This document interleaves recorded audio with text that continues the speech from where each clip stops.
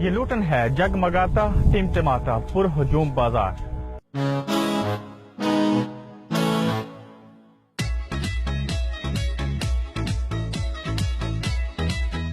آئیے ذرا دیکھتے ہیں دیس کے رنگ پردیس میں کیسے.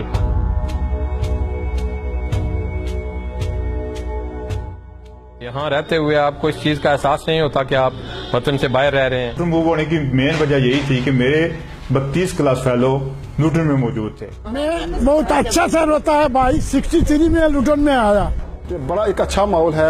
کوئی بھی بندہ جب باہر سے آتا ہے تو وہ کہتا ہے کہ مجھے یہاں کوئی پاکستان کا ماحول لگتا ہے. گرد و نواح کے جتنے بھی ہماری ایشین کمیونٹی کے لوگ ہیں وہ یہاں پر جوک در جوک شاپنگ کرنے کے لیے آتے ہیں. ہمارے پاس زیادہ تر پروڈکٹ ایشیا سے آتی ہیں, بالخصوص پاکستان سے, جس کی وجہ سے ایشین لوگ زیادہ آتے ہیں. لوٹن میں رہ رہے ہیں جہاں دوسری نیگیٹو چیزیں ہیں, لیکن وہاں لوٹن میں خاص کر 70% جو ہے وہ پازیٹیو چیزیں ہیں. لوگ پاکستان سے آنے والے لوگوں کو لوٹن کے لذیذہ کھانے یہاں پہ کھینچ کر لانے پہ مجبور کرتے ہیں. ایسا لگتا ہے کہ جیسے پردیس میں دیش ایسا ماحول پیدا ہو گیا ہے, بڑا خوشی کا سما ہوتا ہے. لوٹن ایئرلائن ڈی میں جائیں تو پہلے تو کوئی ڈاکٹر ملا نہیں کرتا تھا. آج تو تقریباً آدھا سے زیادہ سٹاف جو ہے ہمارا اپنا ہے. آدھے لوگ تو کوٹلی کے ہیں وہاں. لیکن لوٹن کی ایک اپنی چام ہے.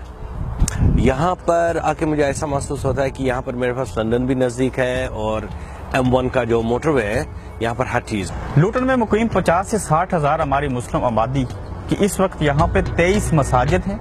میں یہ سمجھتا ہوں کہ اس ملک کے اندر بھی الحمدللہ مسلمانوں کا مستقبل جو ہے وہ روشن ہے, اور ہمارے بچے قرآن پاک کی تعلیم حاصل کر رہے ہیں. ہماری بچیاں جو ہیں وہ اسلام سے وابستہ ہیں. اور الحمدللہ جتنی مساجد یہاں پر جو ہماری اپنی مسلمان کمیونٹی نے اس وقت کھڑی کی ہے, بری پارک میں ایک وہ مسجد ہے جو کھلے عام اذان دیتی ہے. تو اس سے پتہ ہی چلتا ہے کہ لوٹن کی میں جو کمیونٹی اور ملٹی کلچرلزم ہے وہ الحمدللہ یہاں پر گورنمنٹ میں اس کا بڑا ساتھ دیا ہے. یہاں فحاشی عریانی بے حیائی جو ہر دروازے پہ دستک دے رہی ہے, اس ماحول کے اندر رہتے ہوئے مسلمانوں نے کثرت کے ساتھ دین کے ساتھ اپنی وابستگی کا اظہار کیا ہے اور مساجد کو آباد کیا ہے. مسلمان اور دہشت گردی دو متضاد چیزیں ہیں. کیا ہمارے علماء یہاں کی لوکل کمیونٹی کو یہ بات سمجھا پائے؟ ایک بین المذہب کانفرنس منعقد ہوتی ہے جس سے کم از کم ہم علاقائی طور پر اپنا پیغام جو ہے وہ اچھے طریقے سے ان تک پہنچا سکتے ہیں کہ اسلام کن کن خوبیوں کا مالک ہے, اور پیغمبر اسلام صرف مسلمانوں کے لیے نہیں بلکہ پوری انسانیت کے لیے رحمت بن کر آئے ہیں. کہتے ہیں جنہیں لاہور نہیں ویکھیا وہ جمیا ہی نہیں. کچھ ایسے جو لوٹن آئے اور یہاں کے کھانے نہ کھائے, یہ ہو ہی نہیں سکتا.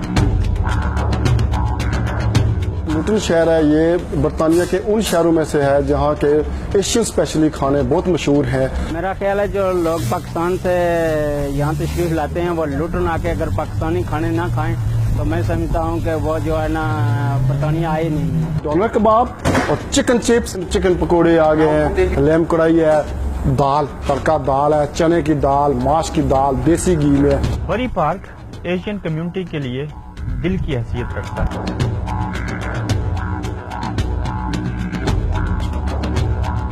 لوٹن میں اسپیشلی جو بری پارک کا ایریا ہے یہ کھانوں کے لحاظ سے بہت ہی مشہور ہے. یہاں پہ آپ کو ہر قسم کا کھانا مل سکتا ہے. روزمرہ ضروریات زندگی کی ہر شے جیسے چاول, دالیں, ڈرائی فروٹس, مشروب, بیکری کا سامان, ان کا تعلق پاکستان سے ہے. اور یہاں پہ بھی جو اوورسیز کمیونٹی ہے وہ ان چیزوں کو بے حد پسند کرتے ہیں. یہاں پہ کھانوں کو مزید لذیذہ بنانے کے لیے جو مسالہ جات ہیں وہ بھی دستیاب ہیں.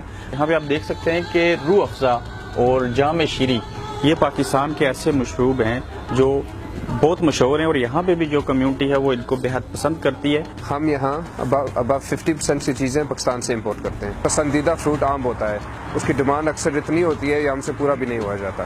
لوٹن کو پاکستانی اور کشمیری سیاسی جماعتوں کا گڑھ سمجھا جاتا ہے, مگر سوال یہ پیدا ہوتا ہے کہ اس ملک میں پاکستانی سیاست کا پرچار کیوں؟ وہاں ہماری پیچھے جائیدادیں بھی ہیں, ہمارے جو ہے نا مکان بھی ہیں, اور بھی بہت سارے مسائل ہیں. اس لیے جو ہے نا میں کسی نہ کسی سیاسی جماعت کے ساتھ وابستگی رکھنا ضروری ہوتی ہے تاکہ وہ جو ہے نا وہاں جو مسائل ہوں وہ ان کو بآسانی طریقے سے حل کر سکیں. آزاد کشمیر کی سیاسی جماعتوں کے ساتھ وابستہ رہنے کا جو سب سے بڑا فائدہ یہ ہے کہ اپنے جو ہمارا وطن ہے اس کے ساتھ ایک وابستگی رہتی ہے, ایک رابطہ رہتا ہے. لوٹن بارو کونسل میں 16 مسلمان کونسلرز کا ہونا بھی ایک اعزاز کی بات ہے. लूटन बारो काउंसिल में 48 काउंसलर्स हैं और यहाँ 16 जो हैं 16 वो मुसलमान काउंसलर्स हैं और उनमें से 13 का ताल्लुक हमारे इलाके कोटली और मीरपुर से है। लूटन इंटरनेशनल एयरपोर्ट का मंसूबा मुकम्मल होने की सूरत में जहां 15,000 से ज्यादा नई नौकरियां आएंगी, वहीं पे लोकल कारोबार में तेजी और बिलखसूस टैक्सी का काम मजीद बढ़ेगा। अगर अंग्रेजी जबान नहीं आती थी तो कैसे दूसरों से बात करते और अपनी बात उनको समझाते थे? इसमें कोई शक नहीं कि उस वक्त जो लोग आए यहाँ पे पहले वो तालीम याफ्ता नहीं थे, अंग्रेजी उनको आती नहीं थी, मुझे भी नहीं आती थी, मैं मैटर था लेकिन थोड़ी बहुत जो तो यूं भी कर लिया करता था। कोई चीज चाहिए तो मसलन अगर निमक चाहिए तो निमक का नाम तो उन्हें पता नहीं था, वो निमक का डब्बा लेके जाया करते थे, भाई ये मैंने। प्रदेश में भी जहां हमारे यंगस्टर कबड्डी और बाजूगिरी जैसे खेलों में हिस्सा लेते हैं, वहीं पे क्रिकेट के अंदर भी खासी गहरी दिलचस्पी रखते हैं। अच्छी कारकर्दगी का मुजाहरा करते हुए इस फील्ड में भी अपना आप मनवाया है।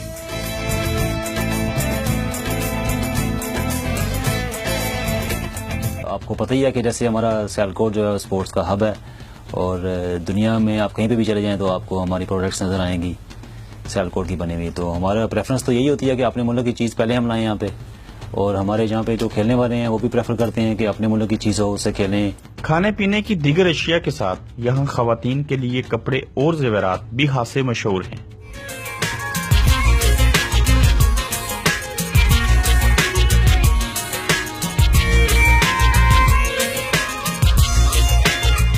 आज भी हमारे लोग कई सालों से इस मुल्क में रहने के बावजूद अपने वतन की सकाफत को कायम रखे हुए हैं।